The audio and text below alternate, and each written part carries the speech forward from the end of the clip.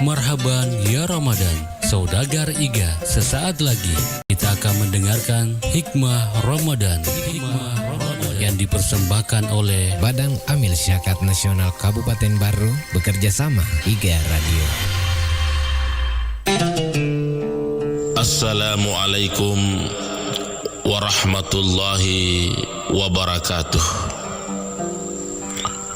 Saudaraku, Idul Fitri telah berada.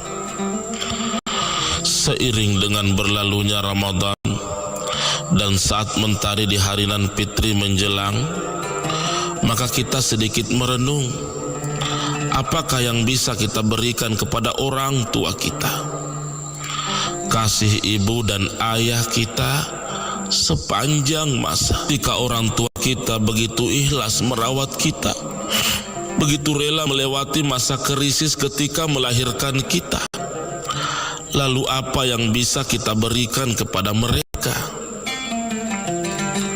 Ketika mereka memeras keringat, menepis rasa malu, membuang rasa takut untuk menghidupkan kita, lalu apa yang bisa kita berikan kepada orang tua kita?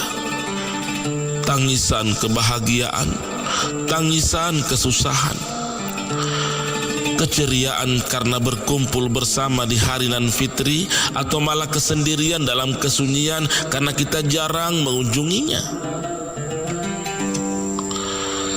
Saudaraku, ketika kita kecil, ketika kita bayi, apalagi orang tua kita, terutama ibu kita, tidak akan pernah bisa berpisah dari kita.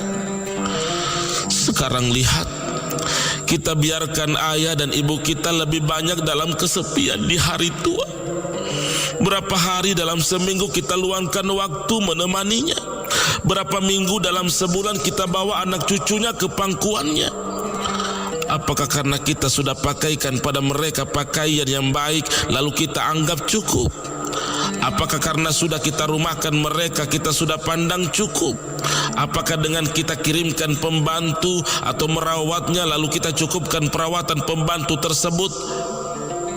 Kita tanya saja pada diri kita sendiri. Tidak, bukan.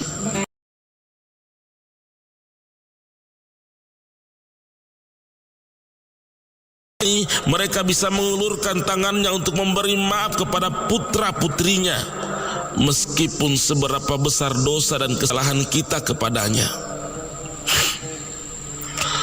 Dalam keharuan di hari nan fitri yang sesaat lagi menjelang, mereka hanya ingin, ya,